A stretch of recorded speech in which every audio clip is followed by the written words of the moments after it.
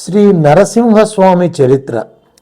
శ్రీ మహావిష్ణువు వైకుంఠంలో అఖండితంగా ఉంటూనే భక్తుల రక్షణ కోసం వేరువేరు రూపాలను ధరించి భూమి మీదకి రావటాన్నే అవతరణ అంటారు. శ్రీహరి యొక్క అవతారాలు అనేక మని భాగవతాది మహాపురాణాలు కీర్తిస్తున్నాయి. అయినా కూడా విష్ణుమూర్తి 10 అవతారాలను ప్రధాన అవతారాలుగా మహర్షులు నిర్ణయించారు. అనాది అయిన అవతారం. దశావతారాలలో 4వది నరసింహావతారం. ఈ అవతారానికి విస్తారమైన చరిత్ర ఉన్నట్లుగా పురాణాలలో చెప్పకపోయినా ఏ ఇతర అవతారానికి లేనన్ని అపూర్వ విశేషాలు ఈ అవతారానికి ఉన్నాయని తెలుసుకున్నప్పుడు మనం ఆశ్చర్యపోక తప్పదు. ఆ విశేషాలలో కొన్నింటిని మనం ఇప్పుడు తెలుసుకునే ప్రయత్నం చేద్దాం. సృష్టికి పూర్వమే నరసింహ స్వరూపం ఉన్నదని నృసింహతాపని ఉపనిషత్తు చెబుతోంది. అలా అనాదిగా సిద్ధంగా ఉన్న తన అవతారాన్ని విష్ణుమూర్తి కృతయుగం చివరి ప్రాంతాలలో ఒకసారి స్మరించాడు. దానికి ఫలితంగానే ప్రహ్లాద పరిపాలశీలమైన దివ్యావతారం మానవాళికి అందింది. ఇందులో ప్రధాన అంశం రామావతారంలోనూ కృష్ణావతారంలోనూ నిర్యాణం ఉంది. నరసింహావతారానికి నిర్యాణం అనేది ఏ పురాణంలో ఎక్కడా చెప్పబడలేదు. సృష్టికి పూర్వమే ఉన్న అవతారం సృష్టి ప్రారంభమైన కొంతకాలానికి మరల సృష్టిలోకి అడుగుపెట్టింది. అందుచేత ఈ అవతారానికి ఆది లేదు, ఈ అవతారానికి నిర్యాణము లేదు, కనుక దీనికి అంతం కూడా లేదు. నరసింహస్వామికి రాక్షస సంహారకుడిగా ఎంతో పేరు ఉన్నది. ప్రహ్లాద పరిపాలకుడిగా కూడా అంతే పేరు ఉన్నది. అందువల్ల ఆయన దుష్టశక్తుల సంహారాన్ని, సాధుశక్తుల పరిరక్షణను ఏకకాలంలో నిర్వహించగల అద్భుత శక్తి సంపన్నుడు. భక్త రక్షణ చేసే తొందరలో నరసింహస్వామి లక్ష్మీదేవితో చెప్పకుండా వేగంగా భూలోకానికి వచ్చేస్తే లక్ష్మీదేవి అంతకంటే వేగంగా ఆయన వెంటబడి వచ్చి చెంచు లక్ష్మి అయి ఆయనను సేవించింది.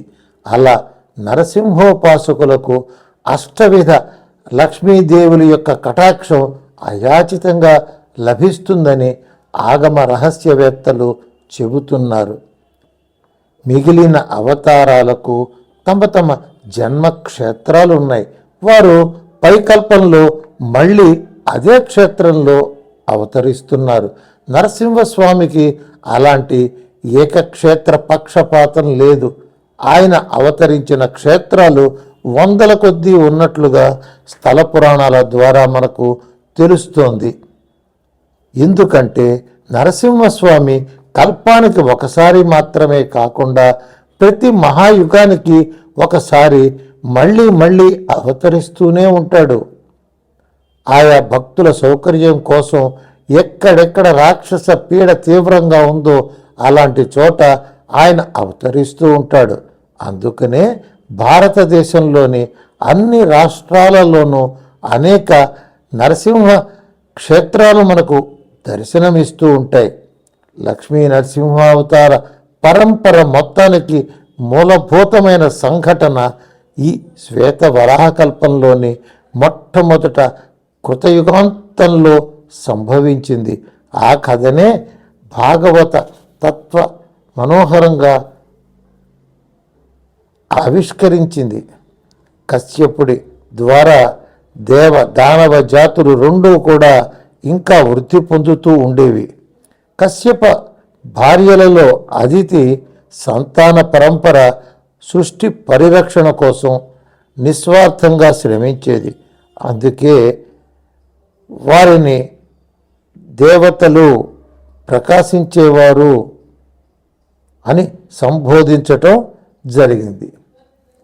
కశ్యప మహర్షి యొక్క పత్తునులలో దితి ధనువు అనేవారి ద్వారా ఉద్భవించిన సంతానం సృష్టి ప్రక్రియను విచ్ఛిన్నం చేయాలని అకారణంగా ఆరాటపడుతూ ఉండేది.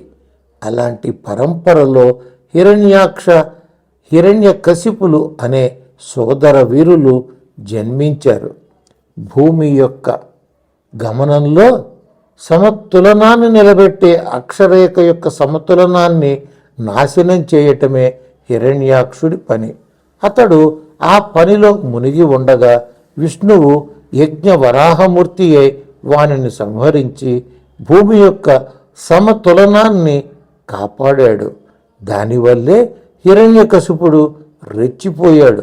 కానీ ఇతడు తన అన్న దోవలో వెళ్లకుండా భూమి యందున్న అన్నోత్పాదన శక్తిని విచ్ఛిన్నం చేయటానికి ప్రయత్నం చేశాడు. అందుకే ఇతడికి హిరణ్యకశిపుడు అనే పేరు వచ్చింది. హిరణ్యము అంటే చెలింపచేసేది. భూమి యొక్క అక్షాన్ని చెలింపచేసిన వాడు హిరణ్యాక్షుడు. భూమిలోని అన్నాన్ని అంటే కశిపును చెలింపచేసిన వాడు హిరణ్యకశిపుడు. అందుకే వారిద్దరూ రాక్షసరాజులయ్యారు. హిరణ్యకశిపుడు తన అన్న ఎందుకు ఓడిపోయాడా అని దీర్ఘంగా ఆలోచించాడు. ఆ ఆలోచనకు ఫలితంగానే అతడు తన రాక్షస రాజ్యాన్ని స్థాపించిన తరువాత కూడా ఇతోధికమైన శక్తులు సంపాదించాలనే అత్యాశతో తపస్సు కోసం బయలుదేరాడు. ప్రహ్లాద జననం. హిరణ్యకశిపుడు తపస్సుకు వెళ్లే నాటికి అతడి భార్య లీలావతి 4వసారి గర్భవతిగా ఉంది. ఆ గర్భంలోకి ఒక విచిత్ర జీవి ప్రవేశించాడు. ఈ జీవి పూర్వజన్మలో ఒక మహాయోగి యొక్క పుత్రుడు. తను కూడా స్వయంగా మహాయోగే. కానీ యోగ శక్తుల ముందు విష్ణువు ఎందుకు పనికిరాడనే నిశ్చయానికి వచ్చాడు. అంతేకాదు దేవతలే స్వార్థపరులని, రాక్షసులే నిజమైన వీరులని కూడా ఆలోచించటం ప్రారంభించాడు. మహాయోగ సిద్ధుడై ఉండి కూడా ఇలాంటి వక్రాలోచనలోకి దిగజారిపోవటం వల్ల ఇతడిని సరిదిద్ది ఇతడితో మంచి పనులు చేయించాలని పరమాత్మ ఆలోచించాడు. అందువల్ల ఆయన ఆ జీవిని ఆ రాక్షసమాత గర్భంలోకి ప్రవేశపెట్టాడు. యోగసిద్ధుడు కాబట్టి గర్భంలో ఉండే ప్రతిదీ వింటూ ఉండేవాడు. దాంతో రాక్షస కుటుంబాల యొక్క తీరుతెన్నులు, నైతిక విలువలు పాటించని వారి ప్రవృత్తులు, స్వార్థం కోసం క్రూరత్వంలోకి దిగజారే వారి పరాక్రమాలు అన్నీ ఆ గర్భస్థ శిశువుకి బాగా అర్థం అవుతూ ఉండేవి. ఈ దశలో తండ్రి తపస్సుకు వెళ్ళిపోయాడు. దేవతలు తమ చారుల ద్వారా ఈ విషయాలు తెలుసుకుని హిరణ్యకశిపుడు లేని సమయంలో రాజ్యం మీదకి దండెత్తి వచ్చారు. ఏకంగా దేవేంద్రుడు స్వయంగా అంతఃపురంలోకి చొరపడి రాక్షస రాజ ధర్మపత్నిని చంపాలని చూశాడు. తీరా దగ్గరకు వెళ్ళి చూస్తే ఆమె గర్భవతి. అసలే స్త్రీ హత్య, అందులోనూ గర్భవతి హత్య. అందుకే ఎందుకైనా మంచిదని గర్భంలో ఉన్నది ఎవరా అని దివ్య దృష్టితో చూశాడు. లోపల ఎవడో మహా తేజస్శాలి కనిపిస్తున్నాడు. అంతకంటే వివరాలేవి ఎంత ప్రయత్నించినా కనిపించటం లేదు. నా దివ్యశక్తికే అందనంతటి తేజస్సు కలవాడు జన్మిస్తే ఇక నా గతి ఏమిటి అనే చింత దేవేంద్రుడికి పెరిగిపోయింది. గర్భంలో ఉన్న శిశువు ప్రాణభయంతో విలవిల్లాడుతున్నాడు. కానీ దేవేంద్రుడికి ఎంతసేపటికి చంపాలని లేదు. ఆ గర్భవతిని రథానికి కట్టేసి ఎక్కడికో తీసుకుపోతున్నాడు. గర్భస్థ శిశువుకి ఇది ఆశ్చర్యకరంగా ఉంది. ఇంతలో దేవేంద్రుడికి నారద మహర్షి కనిపించాడు. వాళ్ళిద్దరికీ జరుగుతున్న సంభాషణ శిశువు వినిపిస్తోంది. నారదుడు, నువ్వేం వీరుడివయ్యా, ఆడదాన్ని బంధించి తీసుకుపోతున్నావు అన్నాడు. దేవేంద్రుడు, లోకోపకారం కోసం పాపమైనా చేస్తానండి. ఇక్కడ ఈ గర్భంలో ఉన్న జీవి ఎవడో నాకు తెలియటం లేదు. వాడు మగజీవి అని తెలుస్తోంది. వాడిని గర్భంలో ఉండగా చంపటం న్యాయం కాదు, స్త్రీని చంపటం కూడా న్యాయం కాదు. అందుకే ఈమెను తీసుకువెళ్ళి బంధిస్తా, ప్రసవించినాక ఈమెను వదిలేస్తా, పుట్టిన పిల్లవాడిని ఏం చేయాలో అప్పుడు చూసుకుంటా, ఇది నా ఆలోచన అన్నాడు. అసలు విషయం చెప్తాను విను. పుట్టబోయే పిల్లవాడు సామాన్యుడు కాదు, వాడు ఏ ఆయుధాలకి లొంగే జీవి కాడు, ఒక ప్రయోజనం కోసం పుట్టబోతున్న కారణ జన్ముడు, ఇది తెలుసుకో అని నారదుడు చెప్పాడు. ఇంద్రుడు, మహర్షి మీరు సగం సగం చెబుతున్నారు, అర్థం చేసుకోమంటున్నారు. మీరు ఈ తల్లిని పిల్లవాడిని రక్షించదలుచుకున్నారని నాకు తెలుస్తోంది. ఇక నేను అడ్డుపడను. కాకపోతే నేను ఈమెను తీసుకువెళ్ళి మళ్ళీ వాళ్ళ ఇంట్లో దింపే అవకాశం లేదు, అది నాకు క్షేమం కాదు. అందుచేత ఈమెను నేను ఇక్కడ వదిలి వెడుతున్నాను, మీరు ఏమి చేసుకుంటారో చేసుకోండి అన్నాడు. నారదుడు తదాస్తు అన్నాడు. గర్భంలో ఉన్న శిశువు విస్తుపోతున్నాడు. ఈ దేవతల ప్రవృత్తి ఇలా ఉందేమిటి? ఒక పక్క ప్రాణానికి ప్రమాదం ముంచుకొస్తున్నా మరొక పక్క ధర్మశాస్త్ర చర్చలా? మహర్షిని చూస్తే అంత భయమా? రాక్షసుల్లో ఇలాంటి ప్రవృత్తి ఎప్పుడు కనిపించలేదే. అయితే రాక్షసులకు దేవతలకు ఉన్న తారతమ్యం ఇదన్నమాట అని ఆ పిల్లవాడు లోపల తన పూర్వజన్మను ప్రస్తుత జన్మను బేరీజు వేసుకుంటున్నాడు. నారద మహర్షి ఆ తల్లిని ఓదార్చటమనే వంకతో శ్రీమన్మహావిష్ణువు యొక్క తత్వాన్ని అనేక కోణాలలోంచి ఉపదేశాలు చేస్తున్నాడు. ఆ మాటలన్నీ లోపలి బిడ్డకు వినిపిస్తున్నాయి. ఈ మహర్షి చెప్పే విషయాలన్నీ పూర్వజన్మలో తాను చదువుకున్నవే, కానీ అప్పట్లో ఆ వాక్యాలు తనకు అలా అర్థం కాలేదు. ఇప్పుడు ఈ మహర్షి యుక్తులతో సహా వాటిని విడమరిచి చెబుతూ ఉంటే పూర్వం తాను ఎక్కడో పప్పులో కాలు వేశాడో ఇప్పుడు అర్థమవుతోంది. అదేం విచిత్రమో గాని 1000 సంవత్సరాలైనా సరే ఆ తల్లికి ప్రసవం రాలేదు. నారద మహర్షి చేసే బోధలకు ముగింపు రాలేదు. రాను రాను లోపలున్న శిశువుకి ఒక విషయం విస్పష్టమవుతోంది. విష్ణు అంటే ఒక వ్యక్తి కాదు, అఖిల జగము విష్ణువనుట నిజము అని ఆ కుర్రవాడు క్రమక్రమంగా ఆ భావంలోనే స్థిరంగా ఉండిపోతున్నాడు. 1000 ఏళ్ళు అయినాక ఒక శుభముహూర్తాన ఆ తల్లి ప్రసవించింది. పిల్లవాడు అందరి పిల్లలలాగానే కళ్ళు మూసుకొని ఉన్నాడు. కానీ అతడికి అన్నీ తెలుస్తూనే ఉన్నాయి. ఈలోగా వార్తలు వస్తున్నాయి. అక్కడ తన తండ్రి అద్భుతమైన తపస్సు చేశాడట, బ్రహ్మదేవుడు ప్రత్యక్షమయ్యాడట, అపూర్వమైన వరాలిచ్చాడట. అంటే తన తండ్రి మహాభక్తుడిగా మారిపోయాడన్నమాట. బాల ప్రహ్లాదుడు ఇలా అనుకొని సంబరపడిపోతూ ఉండగానే తండ్రి హిరణ్యకశిపుడు నారదాశ్రమానికి వచ్చాడు. నారద మహర్షి దగ్గర చాలా వినయంగా ఉన్నాడు. ఆయనకి రకరకాలుగా కృతజ్ఞతలు చెప్పి భార్యను కొడుకును తన ఇంటికి తీసుకువెళ్ళిపోయాడు. ఇంటికి వెళ్ళాక తండ్రి క్రూర కృత్యాలను గమనిస్తున్న బాల ప్రహ్లాదుడికి అంత అయోమయంగా ఉంది. సర్వం విష్ణుమయం, తనకేమో లౌకిక ప్రపంచమంతా నిస్సారంగా కనిపిస్తోంది. తన తండ్రి చాలా పెద్దవాడు, మహాపండితుడు కదా, పైగా బ్రహ్మదేవుణ్ణి ప్రత్యక్షం చేసుకున్న భక్త శిఖామణి కదా. ఆయన ఈ ప్రాపంచిక సుఖాల కోసం ఇంత ఆరాటపడతాడేమిటి? ప్రహ్లాదుడు ఇలా ఆలోచిస్తూ ఉండగానే అతన్ని చదువు కోసం బడిలో వేశారు. ఆ బడిని నడుపుతున్నవాడు సాక్షాత్తుగా మహర్షి పుత్రుడు. ఈయనేమిటి ప్రపంచ సుఖాలే ముఖ్యమని, వాటిని సంపాదించడమే తెలివి అని బోధిస్తాడేమిటి? ప్రహ్లాదుడికి ఈ స్వభావ వైరుధ్యాలు అంతుపట్టడం లేదు.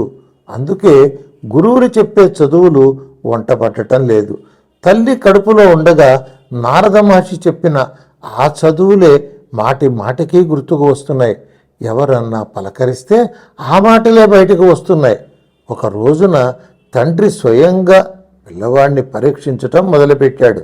తండ్రి ఏది అడిగినా పిల్లవాడు ఒకటే మాట చెప్తున్నాడు, అఖిల జగము విష్ణువు, అఖిల జగము విష్ణువు అని. తండ్రి పిల్లవాడిని నయానా భయానా బాగు చేయాలని ప్రయత్నం చేశాడు. గురువులు కూడా అదే ప్రయత్నం చేశారు. కానీ ఆ ప్రయత్నాలు ఏవి ఫలించలేదు. రాను రాను హిరణ్యకశిపుడిలో ఉండే పితృప్రేమ కూడా ఇంకిపోయింది. తన కన్న కొడుకు విష్ణువుకు భక్తుడనే మాటను అతడు భరించలేకుండా ఉన్నాడు. అందువల్ల పుత్ర ప్రేమ పుత్ర ద్వేషంగా పరిణమించింది. ఫలితంగా కన్న తండ్రి కన్న కొడుకును హింసించటం మొదలుపెట్టాడు. కత్తులతో పొడిపించాడు, పాములతో కరిపించాడు, నిప్పులలో దొర్లించాడు, కొండల మీద నుంచి తోయించాడు. ఇంకా ఎన్నో క్రూర కృత్యాలు చేయిస్తూనే ఉన్నాడు. అలా చేయిస్తూ ఉండగా రాక్షస రాజులో కొత్త ఆలోచనలు మొదలైనాయి. ఇదేమి చిత్రం, ఏ ఆయుధము వీడిని ఏమీ చేయలేకపోతోంది. ఇలాంటి దివ్యశక్తి వీడికి ఎలా వచ్చింది? ఈ శక్తి నాకుంది, ఉందంటే ఒట్టిగా ఉందే. 1000 సంవత్సరాలు దివ్య తపస్సు చేస్తే వచ్చింది. ఈ పసివాడు ఏమి తపస్సు చేశాడు? వీడికి ఈ శక్తి ఎలా వచ్చింది? పోని పూర్వజన్మలో చేసిన తపస్సు వల్ల వచ్చింది అనుకుందాం. అంతటి మహాప్రచండ శక్తే ఉంటే వీడు ఎదురు తిరగడేమి, కనీసం చేతులు అడ్డు పెట్టడేమి, పోని నరికేవాడిని తిట్టడేమి, మా నాన్న ఇంత ఘోర కృత్యం చేస్తున్నాడని స్నేహితులతో కూడా అనడేమి. అదలా ఉంచుదాం. కత్తులతో పొడుస్తుంటే నెత్తురు రావటం లేదు, ఏనుగులతో తొక్కిస్తుంటే మనిషి నలిగిపోవటం లేదు, నిప్పులలో పొల్లిస్తుంటే కనీసం కట్టుకున్న బట్టలైనా కాలటం లేదు. ఈ పసివెధంలో అలసటైనా కనిపించదేమి? పోని వీడికి తెలివి లేదా? అలా అనేందుకు వీలు లేదు. విష్ణుమూర్తి గురించి అడిగితే మెలికల తర్కాలన్నీ చెప్తున్నాడు. కనుక మనకు తెలియని రహస్యం ఏదో వీడి దగ్గర ఉంది. నేను వీడిని చంపాలని చూస్తున్నా, చివరికి వీడి వల్లే నాకు చావు దాపురిస్తుందా? ఈ ఆలోచన వచ్చేసరికి హిరణ్యకశిపుడంతటి మహావీరుడికి ఒళ్ళంతా చెమటలు పోసేసినాయి. ఏమి చేయాలో పాలు పోలేదు. ఈలోగా పాఠశాల ఉపాధ్యాయుడు చండామార్కుడు వచ్చి ఈ పిల్లవాడిని ఉపాయంతో ఉంచుదాం, దండించి లాభం లేదు అని సలహా చెప్పాడు. గతిలేని పరిస్థితిలో హిరణ్యకశిపుడికి ఆ మాట నచ్చింది. దానికి ఫలితంగా ప్రహ్లాదుడు మళ్ళీ పాఠశాల విద్యార్థిగా మారాడు. అయితే ఈ మాట అతడికి కొత్త ఆలోచనలు చిగురించసాగాయి. నేను కూడా పూర్వజన్మలో ఇలాంటి తప్పుడు ఆలోచనలే చేశాను. ఆ జన్మలో అప్పటి తండ్రి కొంత సరిదిద్దాడు.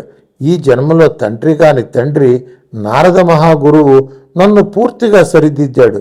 కనుక సరిదిద్దే వాళ్ళు ఉంటే ఎవరైనా బాగుపడతారు. ఈ రాక్షస రాజుకి నేను పుత్రుడనై పుట్టాను కనుక ఈయనకు ఉత్తమగతి కలిగించాల్సిన బాధ్యత నాకు ఉన్నది. కనుక ఈయన రాజ్యంలోని ఇతర అనుచరులను బాగు చేసే ప్రయత్నం చేయటం నా కర్తవ్యం అని ఈ కొత్త ఆలోచనల ఫలితంగా అప్పటికి యువకుడైన ప్రహ్లాదుడు పాఠశాలలోని ఇతర బాలకులకు గురువుగా మారిపోయాడు. నారద మహర్షి దగ్గర నుంచి బోధనా చాతుర్యాన్ని పుణికిపుచ్చుకున్న ప్రహ్లాదుడు పాఠశాలలోని విద్యార్థులందరినీ విష్ణు భక్తులుగాను తత్వవేత్తలుగాను మార్చివేస్తూ ఉండటాన్ని గమనించిన చండామార్కుడు బెంబేలెత్తిపోయాడు. వెళ్ళి రాజుగారికి ఫిర్యాదు చేశాడు. ప్రహ్లాద పరిపాలన అటు తండ్రికి ఇటు గురువుకి ఒకటే సమస్య. ఈ కుర్రవాడిలో దాగి ఉన్న శక్తి ఏమిటి అని, అఖిల జగము విష్ణువు అనే మంత్రమే శక్తి అని వారికి ఒప్పుకోబుద్ధి కావటం లేదు.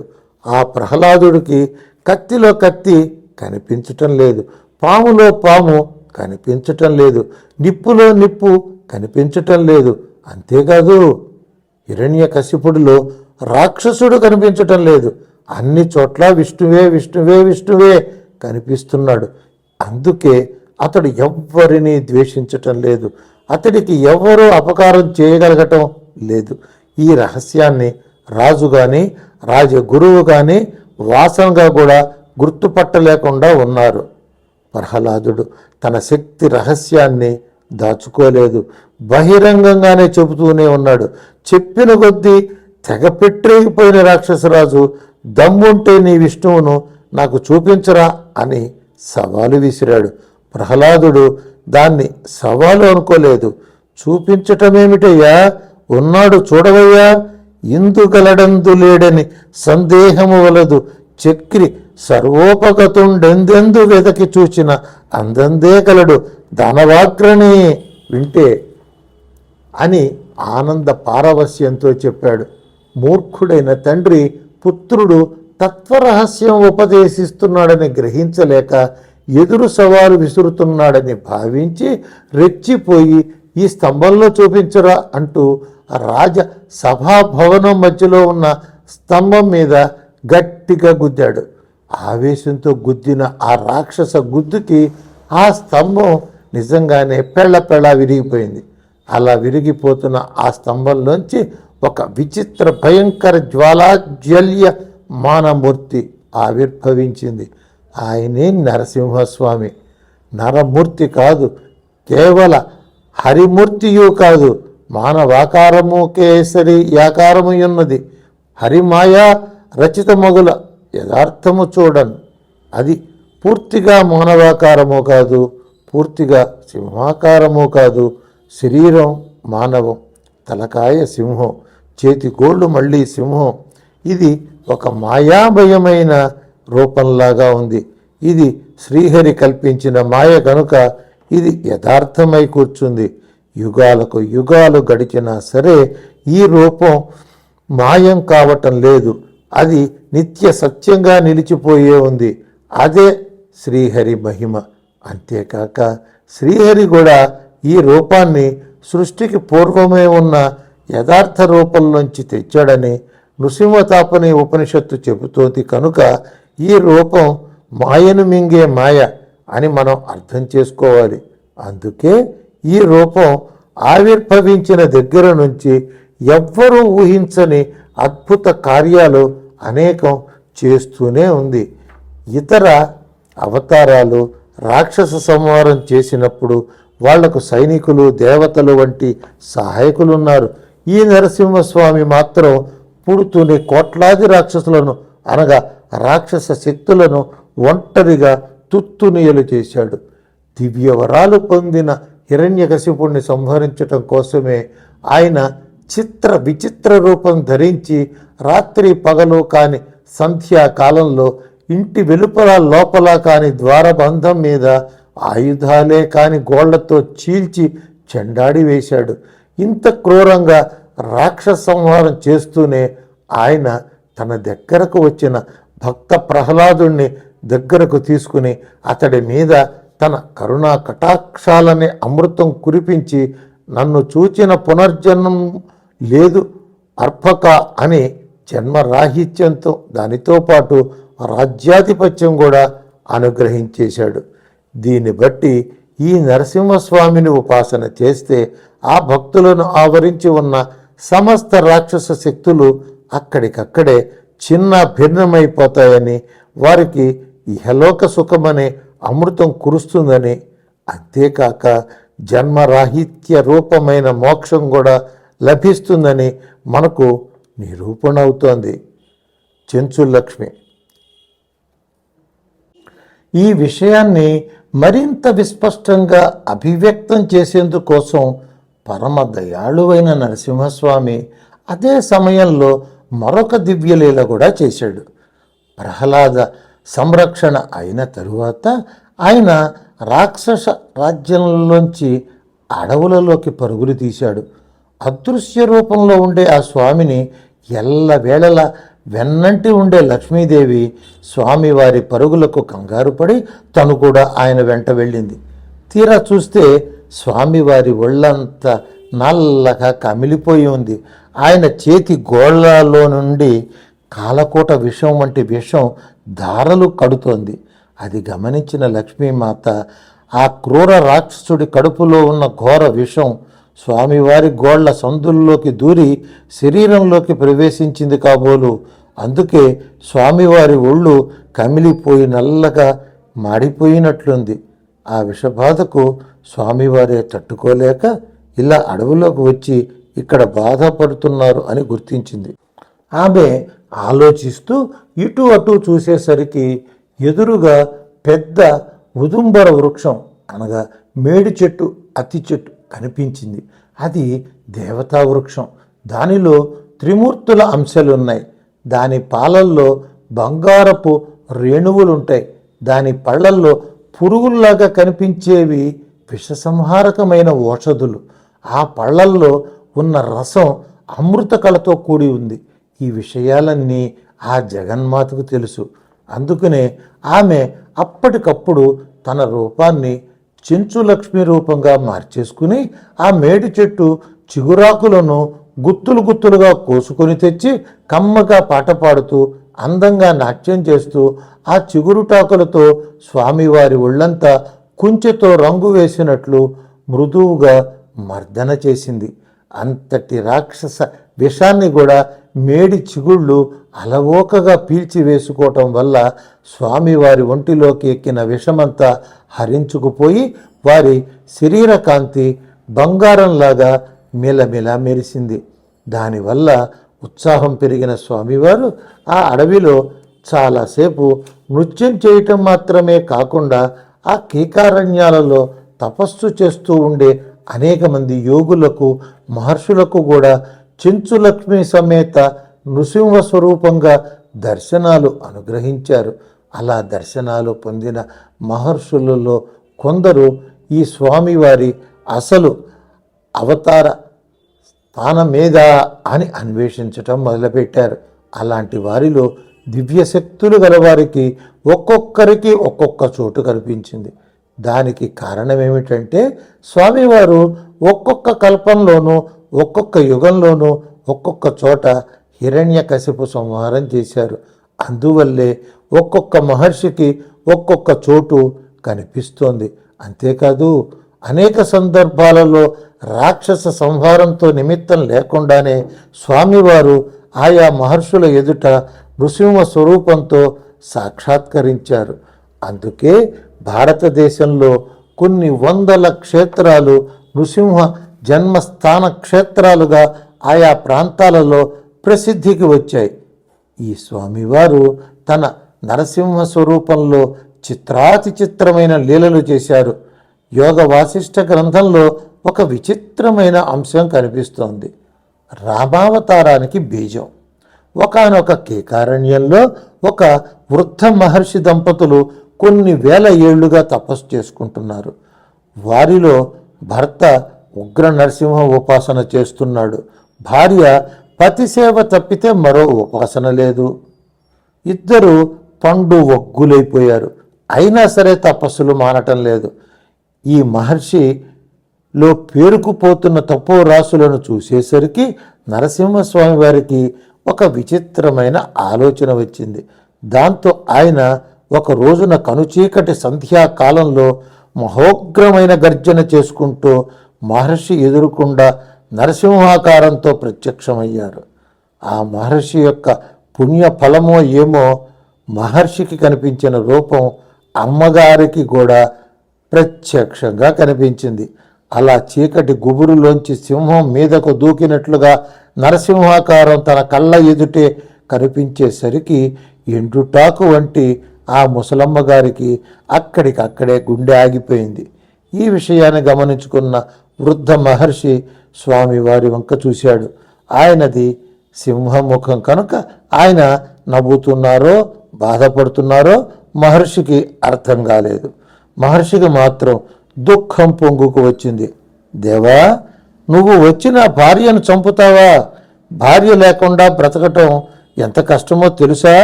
కనుక నువ్వు కూడా భార్యా వియోగ దుఃఖాన్ని స్వయంగా అనుభవించు అని కమండల జలం నేల మీద వదిలిపెట్టాడు. అప్పుడు ఆ సింహముఖంలో ఈ మహర్షికి చిరునవ్వులు కనిపించాయి. మహర్షి, పుణ్యం కొండల్లాగా పెంచేసుకున్నావు, నీకేమో ఏ సుఖాలు అక్కర్లేదు. ఈ పుణ్యం నీకెందుకు? దానితో ఇప్పుడు నా రాబోయే అవతారానికి ఒక దానికి బీజం వేశావు. సంతోషం, నీ వాక్కు సత్యమగు కాక అని పలికి స్వామివారు అంతర్ధానమైపోయారు.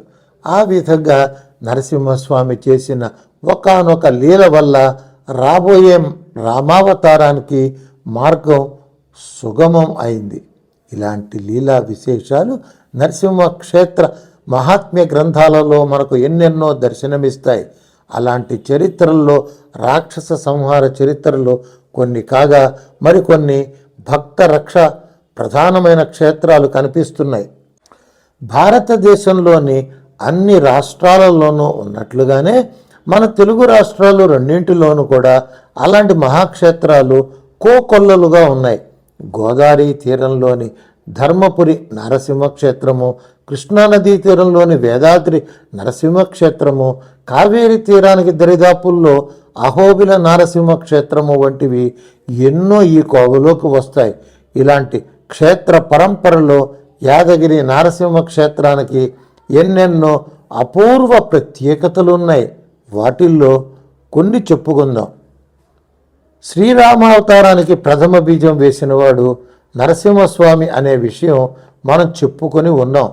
ఆ స్వామి వేసిన విత్తుకు ఫలితంగా శ్రీరామచంద్రమూర్తి భూమి మీద రాజ్యం చేస్తున్న రోజులలోనే శ్రీరామావతారానికి మరొక సహాయం అందించిన ఋష్యశృంగ మహర్షికి యాదుడు అనే కుమారుడు జన్మించాడు.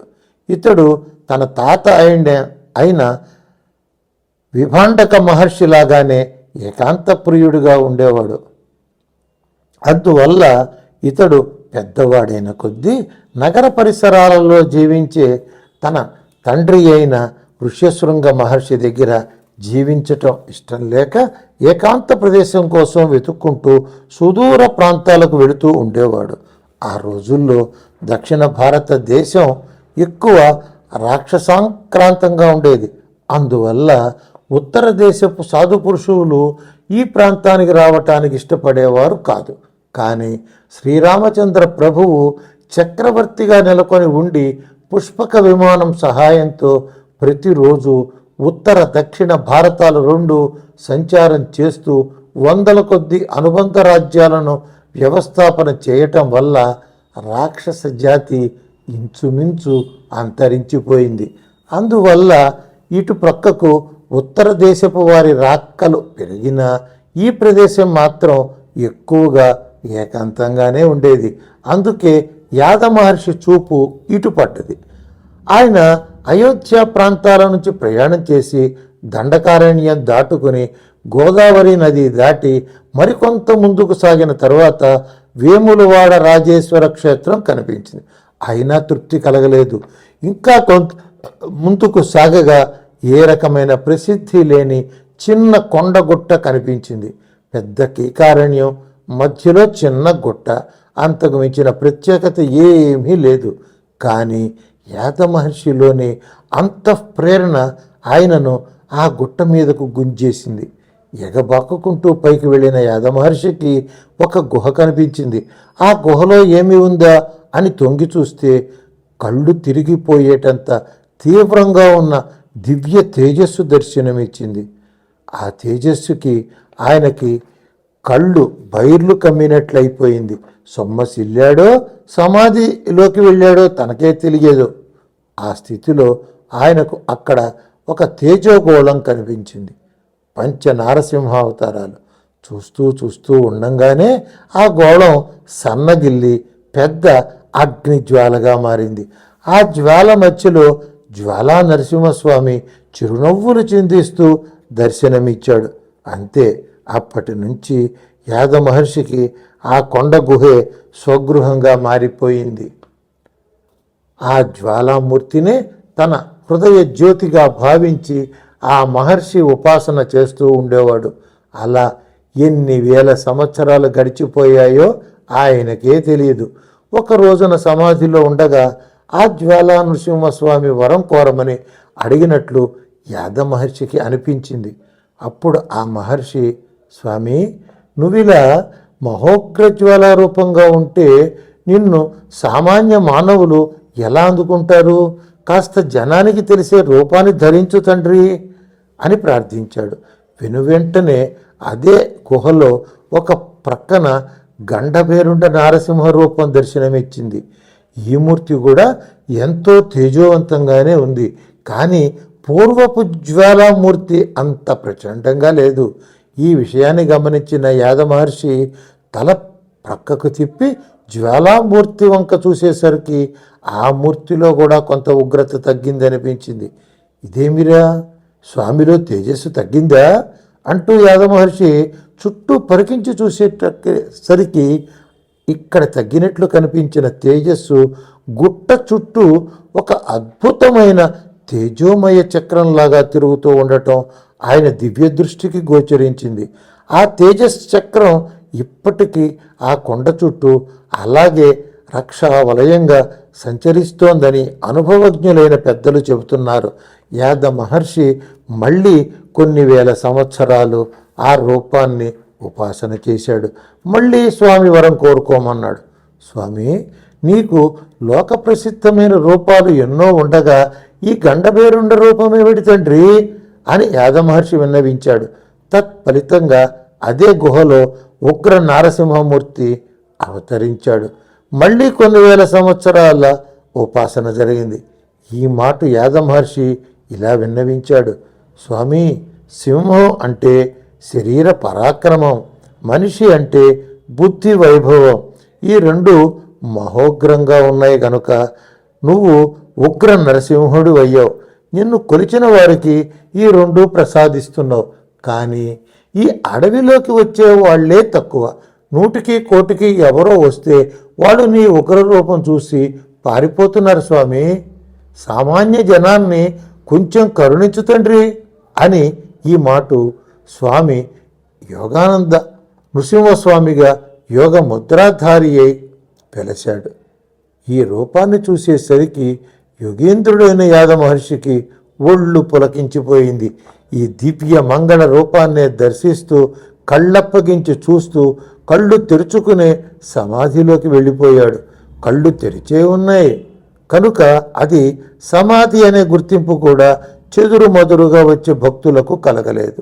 అలా ఎన్ని వేల సంవత్సరాలు గడిచిపోయాయో లెక్క చెప్పిన వాళ్ళు లేరు. మెల్లిగా యాద మహర్షి బాహ్య స్థితిలోకి వచ్చాడు. ఆయన తపస్సు పెరుగుతున్న కొద్దీ ఆయన భూతదయ అపారంగా పెరిగిపోయింది. ఇది కదా నిజమైన తపస్సిద్ధికి నిఖార్సైన లక్షణం. యాదగిరి క్షేత్రం క్షేత్రపాలక వ్యవస్థ. ఆర్కీకారణ్యంలోకి భక్తుల రాక కూడా స్వల్పంగా పెరిగింది. కానీ వారిలో యోగాసక్తి గల సాధకులు మాత్రమే అక్కడికి వచ్చి కొన్నాళ్ళు దీక్షగా ఉండి వెళ్ళిపోతున్నారు. అది గమనించిన యాద మహర్షి యోగానంద స్వామి పాదాలు గట్టిగా పట్టుకొని, స్వామి, నీ కరుణ మాకు గంగా ప్రవాహంలాగా ప్రవహిస్తోంది. ఇంత గంగ ప్రవహిస్తుంటే స్నానం చేసేందుకు జనమే లేరు. జనంతో నాకేం పని అనుకుంటే గంగ శివుడి జటల మీద నుంచి క్రిందికి దిగి ఎందుకు వస్తుంది? అలాగే నువ్వు కూడా నీ కరుణను యోగుల మీదకు మాత్రమే కాక సామాన్య సంసారుల మీద కూడా ప్రసరింపజేయాలి. దానికోసం నా తపస్సంతా ధారపోస్తాను. ఇక నీ దయ అని ఆర్తిగా విన్నవించాడు. యోగ సమాధిలో శిలా ప్రతిమలా కూర్చుని ఉన్న యోగానంద స్వామి కరుణతో నిలువెల్ల కంపించిపోయాడు. వెనువెంటనే అదే గుహలో లక్ష్మీ నారసింహమూర్తి చిరునవ్వులు చిందిస్తూ కరుణా కటాక్ష గంగా ప్రవాహాలను పొంగెత్తిస్తూ అప్పటికప్పుడు వెలిచాడు. అప్పటి నుంచి అక్కడికి గ్రామీణ భక్తుల రాకపోకలు కూడా పెరిగాయి. ఊరు పేరు లేని ఆ గుట్టకు యాద మహర్షి పేరు మీద యాదగిరి అని, వేదగిరి అని, యాదగిరి గుట్ట అని ఇలాంటి పేర్లు విస్తరించాయి. ఆ గుట్ట చుట్టూ చిన్న ఊరు ఏర్పడింది. ఆ ఊరుకు ఇదే పేరు. భక్త పాలనా తత్పరుడైన జ్వాలా నృసింహుడు భక్త యాదర్శి మీద గల కృపతో ఆ గుహను పంచనారసింహ దివ్యక్షేత్రంగా మార్చివేయటం వల్ల గ్రామీణులు మాత్రమే కాకుండా ఆ రాజాధిరాజుడు కూడా అక్కడికి వచ్చి మొక్కులు చెల్లించుకుని అసాధ్యమైన కోరికలను సుసాధ్యం చేసుకోవటం పరిపాటిగా మారిపోయింది. ఇది ఇలా ఉండగా ఒక రోజున రామకార్యం మీద లంకానగరం వైపు ఆకాశ మార్గాన వెళుతున్న ఆంజనేయ స్వామి యాదగిరి గుట్ట మీద తిరుగుతున్న యాద మహర్షిని దూరం నుంచే గుర్తుపట్టి శ్రీరామచంద్ర ప్రభుల వారి మేనల్లుడనే అభిమానంతో క్రిందికి దిగి కుశల ప్రశ్నలు వేశాడు. యాద మహర్షి ఆ స్వామి మీదున్న ప్రీతితో ఆయనకు భక్తితో అర్చనలు చేసి తన సాధనా విశేషాలను విన్నవించుకున్నాడు. ఆ మాటల వరసలో ఓ రామదూత, ఓ సీతారామ సంయోగ కారక, ఓ రాక్షస సంహారక, ఓ హనుమత్ ప్రభు, నేను ఇక్కడికి ఎవరినీ ప్రత్యేకంగా ఆహ్వానించటం లేదు. మనసులో కూడా అలాంటి సంకల్పాలు చేయటం లేదు. అసలు నా మనసు నిస్సంకల్ప స్థితిలో స్థిరంగా ఉండిపోతోంది. అయినా సరే ఎక్కడెక్కడి నుంచో ప్రజలు ఇక్కడికి వచ్చి యాదమహర్షి గారంటే ఎవరండి అని నన్నే అడుగుతున్నారు. నేను వారితో ఎక్కువ మాట్లాడకుండా ఈ స్వామిని సేవించుకుంటే మీ సమస్యలన్నీ తీరతాయి అని చెప్పి ఊరుకుంటున్నాను. కానీ ఈ వచ్చే జీవుల చుట్టూత చాలా రాక్షస భావ తరంగాలు నాకు కనిపిస్తున్నాయి. ఈ దుష్టశక్తుల ప్రభావం వల్ల ఆయా జీవులు అనుభవిస్తున్న బాధలను చూసి నాకు చాలా బాధగా ఉంది. కానీ ఏమి చేయాలో నాకు పాలుపోవటం లేదు అని విన్నవించాడు వినయంగా. ఆంజనేయ స్వామి చిరునవ్వు నవ్వి, ఈ గోలలన్నీ నీకెందుకు కానీ నేనే ఒక అంశతో ఇక్కడ ఉండిపోతా. అక్కడ శ్రీరాముడన్నా ఇక్కడ నారసింహుడన్నా ఉన్న దేవుడు ఒక్కడే. ఆయన దగ్గర సేవకుడిగా ఉండటమే నా దీక్ష. కనుక ఈ క్షేత్రానికి క్షేత్ర పాలకుడిగా నేనే ఉండిపోతా. రాక్షస శక్తులు ఈ పరిసర ప్రాంతానికి రాకుండా నేను చూసుకుంటా. అయితే దీనికి స్వామివారి సహకారం కూడా ఉండాలి కదా. అందువల్ల నీ గుహలో ఉన్న గండభైరుండ స్వామిని తెచ్చి నాకు సమీపంగా నిలబెట్టు. ఆయన సన్నిధి ఉంటే చాలు, అన్ని పనులు నేను అవలీలగా చూసుకుంటా అని అడగకుండానే ఆంజనేయుడు వరం ఇచ్చేశాడు. ఇది నరసింహాజ్ఞగా భావించిన యాదమహర్షి గుహలోకి వెళ్ళి స్వామిని ప్రార్థించి గండభేరుండ నారసింహమూర్తిని తెచ్చి ఆంజనేయ స్వామి దగ్గరలో నిలబెట్టాడు. అప్పటి నుంచి ఆ స్వాములిద్దరూ క్షేత్రపాలక స్థానంలో అక్కడే ఉండి పూజలు అందుకుంటూ యాదగిరి భక్తులను రక్షిస్తూ ఉన్నారు.